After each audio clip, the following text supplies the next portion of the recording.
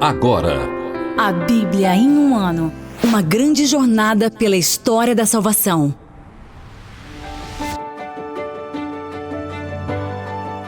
Em nome do Pai, e do Filho e do Espírito Santo.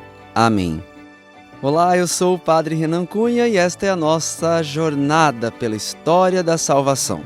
Estamos agora no dia 29 e hoje vamos meditar Êxodo 4 a 5, Levítico 4 e o Salmo 46. O texto é da tradução oficial da CNBB, na voz de Ricardo Bippe.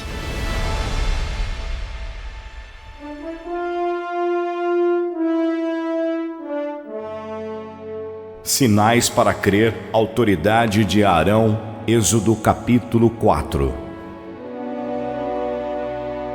Moisés respondeu: Eles não vão crer em mim, nem escutar a minha voz, mas dirão: O Senhor não te apareceu. O Senhor perguntou-lhe: Que é isso que tens na mão? Ele respondeu: Um cajado. Joga-o no chão. Disse o Senhor. Quando o jogou no chão, o cajado tornou-se uma serpente. E Moisés recuou diante dela. O Senhor disse a Moisés: Estende a mão e segura a serpente pela cauda. Ele estendeu a mão e segurou a serpente, que tornou a ser um cajado em sua mão, e completou: Isso é para que acreditem que te apareceu o Senhor, o Deus de seus pais, Deus de Abraão, de Isaque e de Jacó. E o Senhor lhe disse ainda: Leva tua mão ao peito. Moisés levou a mão ao peito. Quando a retirou, estava ela coberta de lepra branca como a neve. O Senhor lhe disse: Torna a levar a mão ao peito. Ele tornou a levar a mão ao peito, e quando a retirou, a mão estava com o resto de seu corpo. E continuou: Se não crerem em ti, nem escutarem a mensagem do primeiro sinal, acreditarão na mensagem do segundo. Mas, se não crerem nem mesmo com estes dois sinais e não escutarem a tua voz, apanharás a água do rio Nilo e a derramarás sobre a terra seca. A água que apanhares do rio se tornará sangue sobre a terra seca. Moisés disse ao Senhor: Ah, Senhor, nunca tive facilidade para falar, nem ontem, nem anteontem, nem agora que falaste a teu servo. Tenho a boca e língua pesadas. O Senhor respondeu-lhe: E quem pôs a boca no ser humano? Quem o torna surdo ou mudo, cego ou com visão? Acaso não sou eu, o Senhor? Agora vai, eu estarei com a tua boca e te ensinarei o que dizer. Moisés replicou: Ah, Senhor, envia qualquer um que quiseres. O Senhor ficou irritado com Moisés e disse: Acaso não tens teu irmão Arão, o levita? Sei que ele fala muito bem. Ele está indo ao teu encontro, e seu coração se alegrará ao ver-te. Tu lhe falarás e porás as minhas palavras em sua boca, e eu estarei com a tua boca e com a boca dele, e vos ensinareis o que fazer. Ele falará ao povo por ti, ele será a tua boca, e tu serás como Deus para ele. Leva contigo este cajado, com o qual produzirás os sinais. Moisés volta ao Egito, a circuncisão. Moisés saiu e voltou para junto de seu sogro Jetro. Disse-lhe: Quero voltar aos meus irmãos no Egito, para ver se ainda vivem. Jetro disse a Moisés: Vai em paz. E ainda na terra de Madiã, o Senhor disse a Moisés: Volta ao Egito, pois já morreram todos os que queriam tirar tua vida. Moisés levou consigo sua mulher e seus filhos e, fazendo-os montar num jumento, voltou à terra do Egito, com o cajado de Deus na mão. O Senhor lhe disse: Ao voltar ao Egito, cuida de fazer diante do faraó todos os prodígios que pus em teu poder. Mas eu o farei obstinar-se, e ele não deixará o povo ir. Tu lhe dirás: Assim diz o Senhor: Israel é meu filho, meu primogênito. Por isso eu te ordeno que deixes ir o meu filho para servir-me. Se te recusares a deixá-lo ir, eu matarei o teu filho, teu primogênito.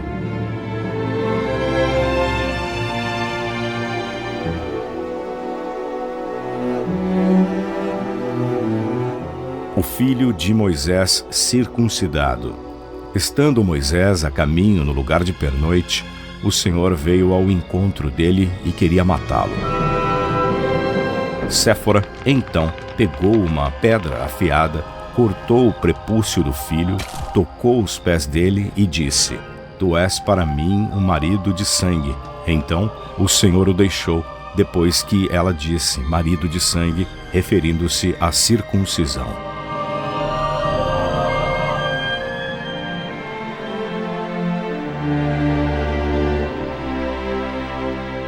Moisés e Arão com os anciãos.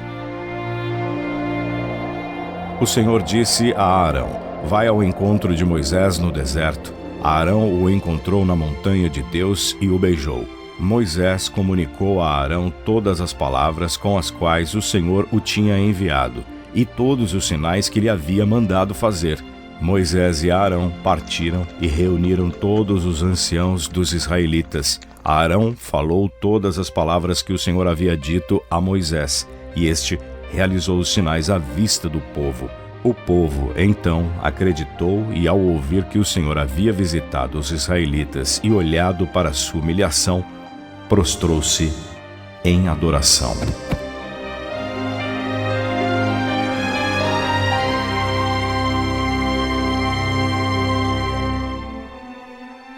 Deus revela seu nome a Moisés, para estabelecer com este uma aliança e um relacionamento pessoal com o povo de Israel. Apesar disso, Moisés ainda hesita e fica incerto quando o Senhor lhe diz para ir ao faraó. Moisés apresenta uma série de objeções. É apenas um pastor, não se sente com credibilidade diante do povo, uma vez que ele havia assassinado um egípcio, não sabe o nome de Deus e tem dificuldade para falar. Tudo isso mostra da parte de Moisés uma falta de confiança em Deus. Nós também resistimos ao chamado, à vocação, por não nos sentirmos seguros. Por isso, para corresponder ao chamado, precisamos primeiro ter uma vida interior bem enraizada em Cristo.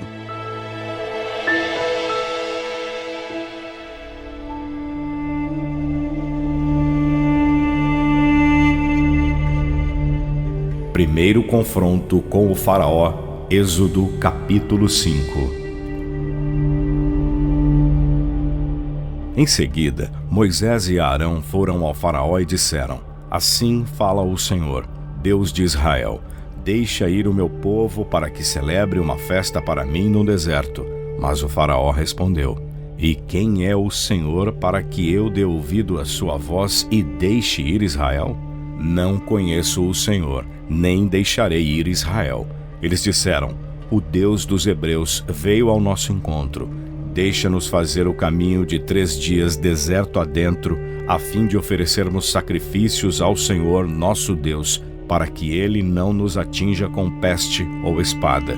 O rei do Egito, porém, respondeu-lhes: Moisés e Arão, por que fazeis o povo suspender os seus trabalhos? Voltai para vossos trabalhos forçados. E o faraó acrescentou: Vede, o povo já é numeroso na terra, e vós o fareis parar seus trabalhos forçados? Naquele mesmo dia, o faraó deu aos feitores do povo e aos capatazes a seguinte ordem: Não forneçais palha a esse povo para fazer tijolos como fazieis antes, que eles mesmos juntem a palha, mas deveis exigir a quantidade de tijolos de costume, sem diminuir nada.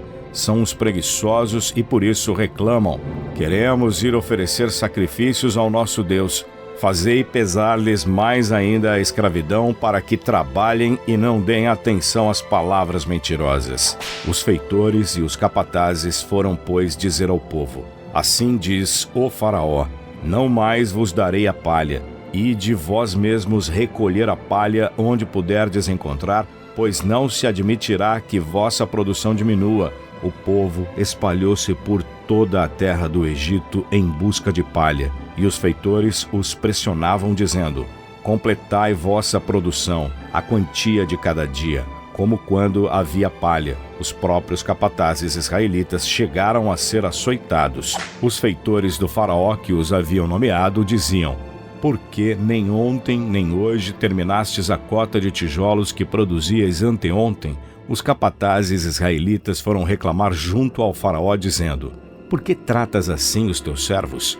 Não se fornece palha a teus servos, mas manda-nos fazer tijolos. Nós, os teus servos, somos açoitados, mas a culpa é do teu povo. O faraó respondeu: Sois uns preguiçosos, preguiçosos mesmo, e por isso dizeis: Vamos oferecer sacrifícios ao Senhor, e agora ide trabalhar. Não se dará a palha, mas vós dareis a cota de tijolos. Os capatazes israelitas se viram em uma má situação, porque eles diziam: Não diminuireis em nada a quantia diária de tijolos. Quando saíram da presença do faraó, encontraram Moisés e Arão esperando por eles e disseram-lhes: Que o Senhor vos examine e julgue. Vós nos tornastes odiosos diante do faraó e dos seus servidores. Pusestes na mão deles a espada para nos matar. Então Moisés voltou-se para o Senhor dizendo: Meu Senhor, por que maltrataste este povo? Para que me enviaste? Desde que me apresentei ao faraó para lhe falar em teu nome, ele tem maltratado este povo, mas tu não libertaste, de fato, o teu povo.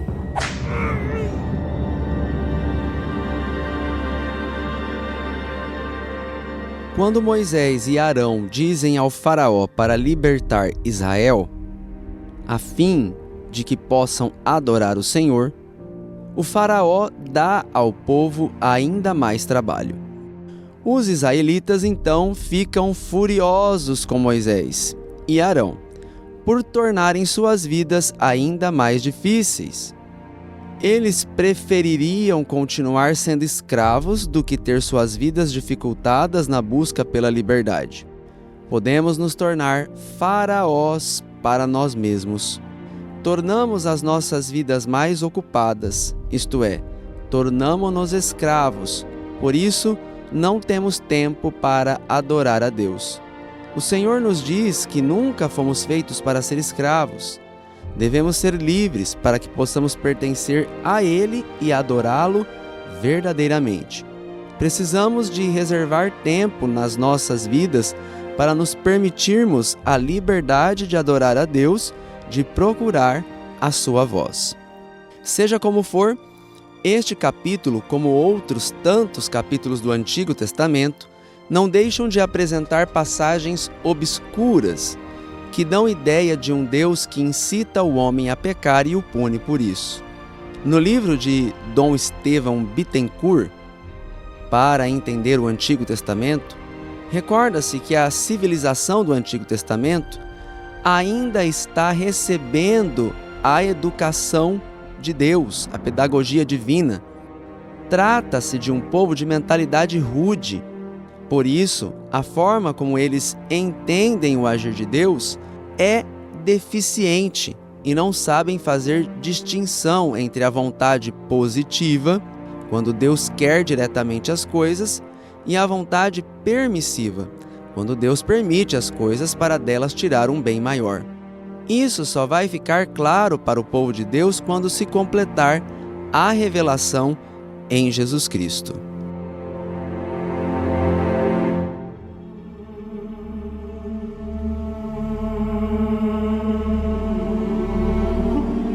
Pecado involuntário do sacerdote. Levítico capítulo 4.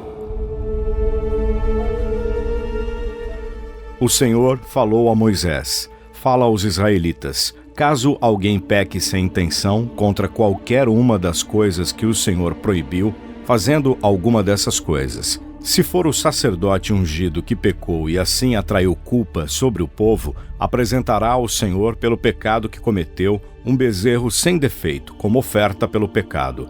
Trará o bezerro até a entrada da tenda do encontro diante do Senhor, porá a mão sobre a cabeça do bezerro e o imolará diante do Senhor.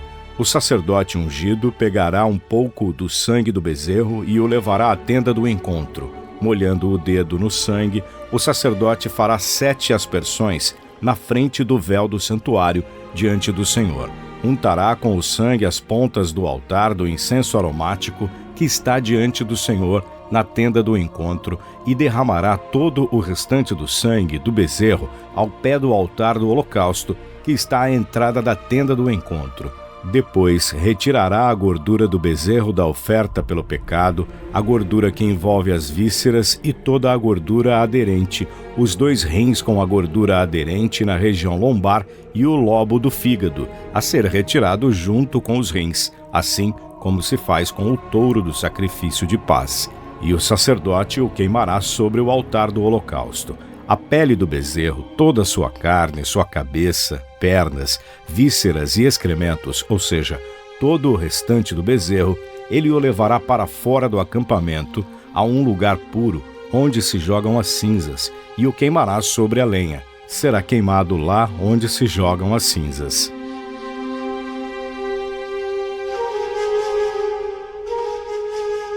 Pecado involuntário da comunidade e de seus membros. Se toda a comunidade de Israel errar sem intenção e a Assembleia o desconhecer, e se fizer qualquer coisa que o Senhor proibiu, incorrendo assim em culpa, então, ao tornar-se conhecido o pecado que cometeu, a Assembleia apresentará como oferta pelo pecado um bezerro que será trazido à entrada da tenda do encontro. Os anciãos da comunidade, diante do Senhor, porão as mãos sobre a cabeça do bezerro, e ele será imolado diante do Senhor. O sacerdote ungido levará um pouco do sangue do bezerro à tenda do encontro. Molhando o dedo no sangue, o sacerdote fará 7 aspersões na frente do véu diante do Senhor. Untará com o sangue as pontas do altar que está diante do Senhor na tenda do encontro e derramará o restante do sangue ao pé do altar do holocausto que está à entrada da tenda do encontro. Depois, retirará toda a gordura e a queimará sobre o altar. Fará com este bezerro o mesmo que fez com o bezerro da oferta pelo pecado. Assim fará. O sacerdote fará então por eles a expiação e serão perdoados. Depois levará o bezerro para fora do acampamento e o queimará, do modo como queimou o bezerro anterior. É oferta pelo pecado da Assembleia. Se um chefe pecar e sem intenção fizer qualquer coisa que o Senhor, seu Deus, proibiu, incorrendo assim em culpa, então, ao tornar-se conhecido o pecado que cometeu, trará como oferta um bode sem defeito. Porá a mão sobre a cabeça do bode e o imolará no lugar onde se imola o holocausto diante do Senhor. É oferta pelo pecado. O sacerdote molhará o dedo no sangue da oferta pelo pecado, untará as pontas do altar do holocausto e derramará o sangue ao pé do altar do holocausto. Depois queimará toda a gordura no altar, do mesmo modo que a gordura dos sacrifícios de paz. Assim, o sacerdote fará por ele a expiação do pecado e ele será perdoado. Se alguém do povo da terra pecar sem intenção e fizer qualquer coisa que o Senhor proibiu, incorrendo assim sem culpa, então, ao tornar-se conhecido o pecado que cometeu, trará como oferta uma cabra sem defeito, em expiação pelo pecado que cometeu. Porá a mão sobre a cabeça da oferta pelo pecado e a imolará no lugar onde se imola o holocausto. O sacerdote molhará o dedo no sangue da oferta pelo pecado, untará as pontas do altar do holocausto e derramará o restante de sangue ao pé do altar. Depois retirará toda a gordura, como se retira a gordura do sacrifício de paz. Então o sacerdote a queimará sobre o altar em suave odor ao Senhor. Assim, o sacerdote fará a expiação por essa pessoa e ela será perdoada. Se trouxer uma ovelha como oferta pelo pecado, deverá oferecer uma fêmea sem defeito.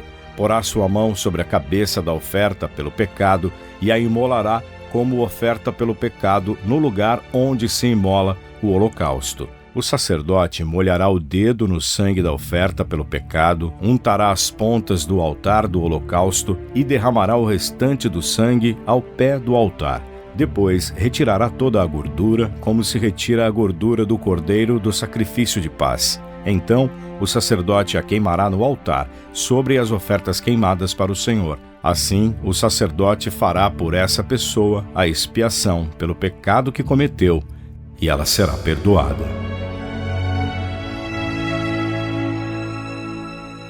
O texto mostra como o pecado, mesmo inadvertido, causa perturbação no espírito do homem e da sociedade.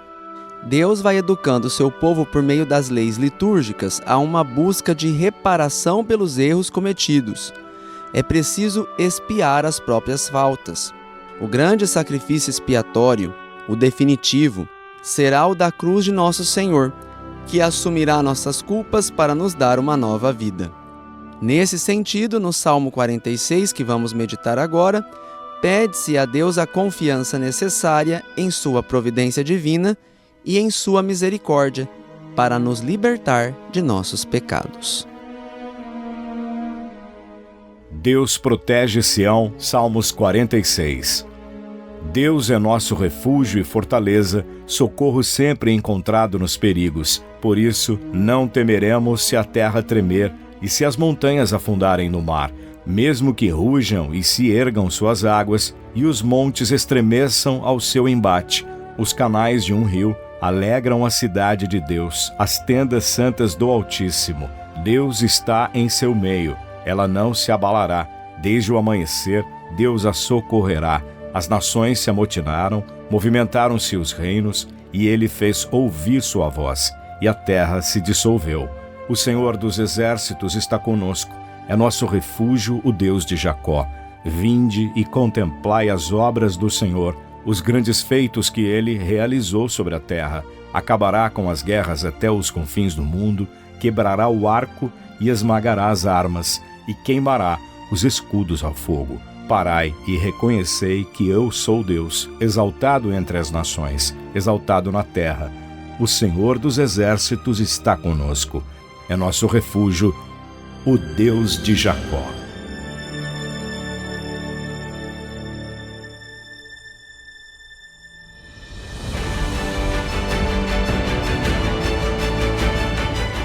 No próximo episódio vamos ler Êxodo 6 a 7, Levítico 5 e o Salmo 47. Deus abençoe a todos e até lá. Tchau. Você ouviu na Bom Jesus FM, a Bíblia em um ano. Uma produção adaptada do podcast Bible in a Year, do padre Mike Schmitz.